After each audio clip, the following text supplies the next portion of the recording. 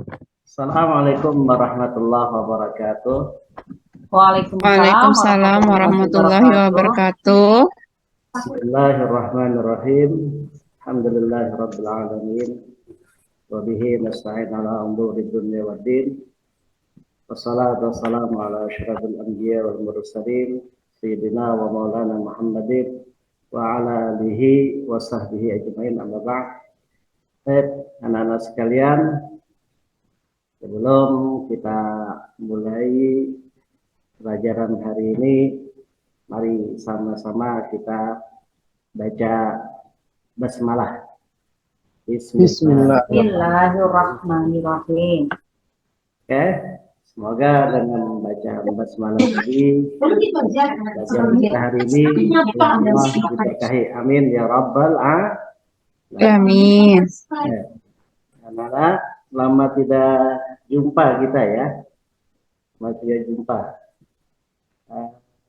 Hari ini nanti kita akan mempelajari tentang fi'il ya yang maklum menjadi fi'il majhul ya, fi'il maklum dijadikan fi'il majhul.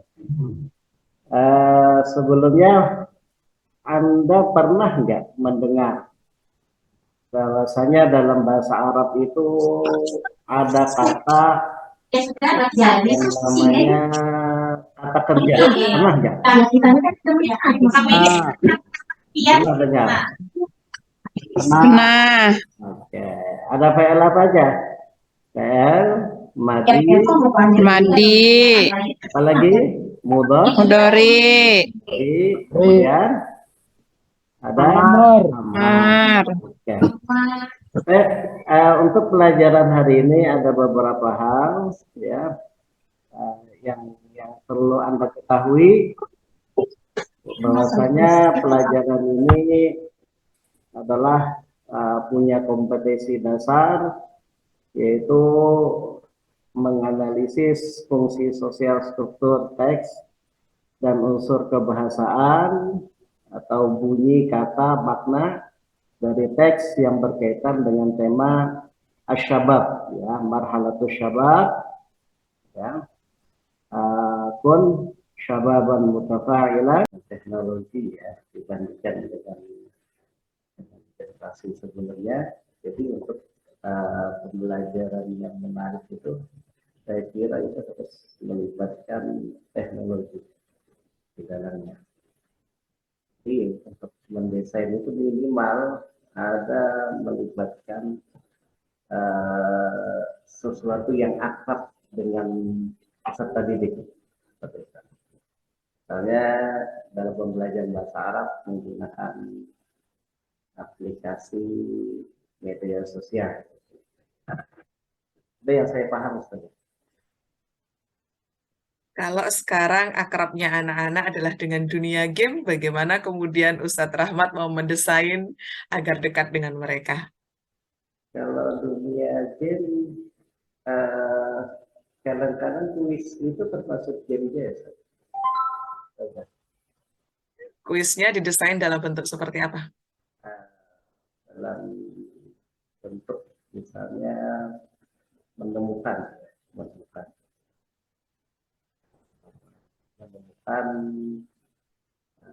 apa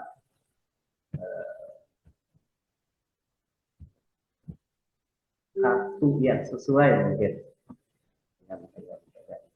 Kalau kartu yang sesuai berarti belum TPACK dong. Tadi kan Ustadz Rahmat menjelaskan bahwa kita mencoba untuk menarik pembelajaran itu adalah dengan cara yang lekat dengan mereka sekarang adalah dengan dunia digital, gitu kan.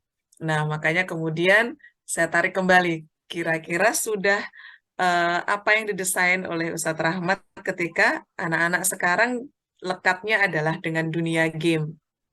Apakah ada langkah pembelajaran yang Ustadz lakukan atau media pembelajaran dilakukan kemudian menjadi mereka tertarik kan kalau belajar dengan game, bukan belajar dengan game, ketika mereka bermain game itu kan tidak terasa bahwa mereka sedang belajar. Nah, kalau Ustadz Rahmat kira-kira Adakah yang sudah dilakukan? Untuk saat ini saya hanya sebat karena yang saya ajar ini anak-anak yang dekat dewasa ya saya. Mereka itu lebih banyak kepada media sosial. Jadi yang saya gunakan selama ini adalah media sosialnya. Kalau untuk tim saya sendiri yang berbasis teknologi belum pernah. Tapi kalau untuk media sosial saya sudah gunakan bahkan sampai saat ini. Apakah lebih efektif dan caranya bagaimana? Saya kan menggunakan aplikasi Telegram kan media sosial. Kalau apakah lebih efektif? Saya kira lebih efektif dibandingkan media sosial yang lain. Kenapa? Karena siswa peserta didik yang tidak bisa berhadir di kelas, mereka masih mempunyai kesempatan untuk belajar dimanapun dengan menggunakan aplikasi tadi. Bahkan mereka lebih mudah mengumpul tugas mereka lewat media sosial yang disiapkan. Terakhir, Ustadz Rahmat, yang digunakan dalam RPP 2, model pembelajarannya apa? Pembelajarannya kemarin saya PBL. baca itu PBL. PBL. Iya. Sintaknya dalam PBL itu apa saja? Jadi langkah inti untuk menerapkan bahwa pembelajaran kita itu harus PBL, itu langkah intinya yang harus ada apa saja? Mungkin rumusan masalah, solusinya, kemudian aksinya. Saya pahami seperti itu. Artinya ada rumusan masalahnya, ada solusinya, kemudian hasilnya seperti apa. Oke. Terakhir dari saya adalah bagaimana kemudian Ustadz Rahmat mencoba menganalisis sebuah materi dari konsep faktual, kemudian prosedural, atau dia konseptual.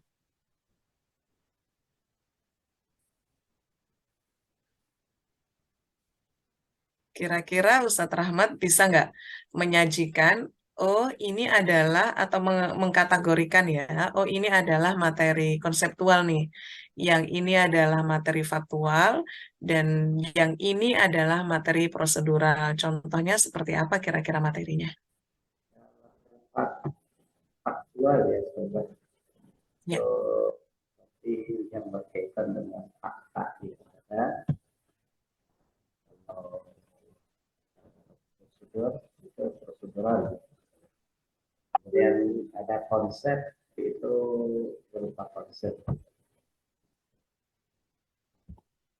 Misalnya kalau yang faktual itu yang saya pahami ya, itu mungkin berkaitan dengan tema ada faktanya. Belajar itu ada faktanya. Itu aja sudah ya saya pahami. Oke, Taib Yakfi, Ustadzah Zuhra bisa dilanjutkan. Syukron Ustadz Rahmat. Ya, alhamdulillah. Insyaallah. Barakallah Pak Ustadz Ahmad ya. Alhamdulillah. Rahmat, Ustazah Ya. Rahmat. Iya, Rahmat saya bilang. Alhamdulillah sampai juga pada hampir pada titik nadir, tapi alhamdulillah bisa diberikan berkah hidayah oleh Allah, masih bisa diselamatkan. Ya, tadi sudah ditanyakan oleh Ustazah Atik yang terkait dengan apa yang sudah dirancang dalam rencana pembelajaran. Kalau dari saya itu saya menanyakan tentang konsep ataupun teori dalam pembelajaran, ya, teori dalam pembelajaran. Jadi ada berbagai macam teori belajar, ya, yang sudah dipelajari dalam modul kemarin. Ada behavioristik, kognitivistik, kemudian humanistik, ya, dan lain-lain. Kira-kira selama Bapak mengajar, gitu kan, selama Bapak sebagai guru, apakah teori ini sering digunakan dalam proses pembelajaran? Teori-teori yang sudah disampaikan oleh ahli pendidikan, apakah dalam proses pembelajaran yang Bapak terapkan di sekolah itu, beberapa teori ini sudah pernah atau kira-kira dalam aspek mana teori-teori ini ada pada setiap pembelajaran? Untuk teori, saya kira yang sering digunakan itu adalah berkaitan dengan behavioristik. Bisa ditambah volume suaranya, Ustadz? Kurang dengar. Artikulasinya kurang jelas.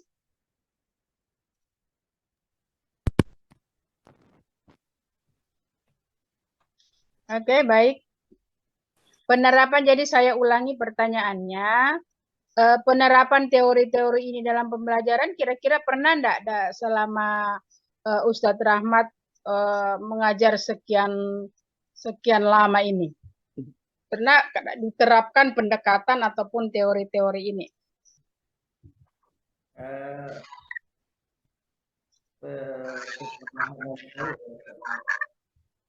Bahwasanya selama ini kita menempatkan siswa itu sebagai peserta didik, itu artinya sesuatu yang bisa dikembangkan. Jadi kalau saya melihat itu lebih kepada teori behavioristik.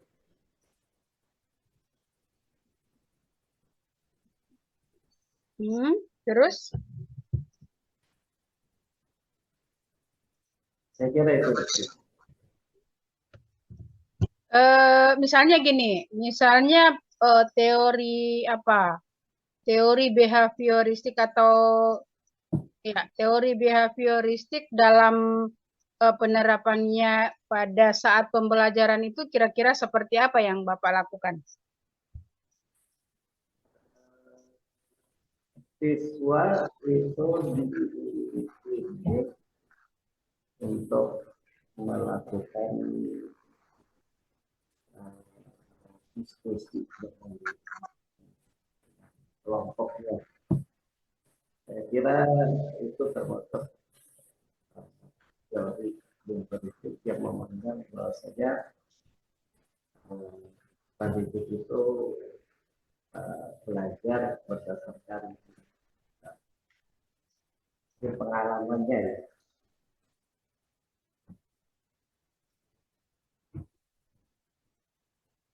Sudah ya? Kurang jelas jawabannya, saya tidak dengar. Baik.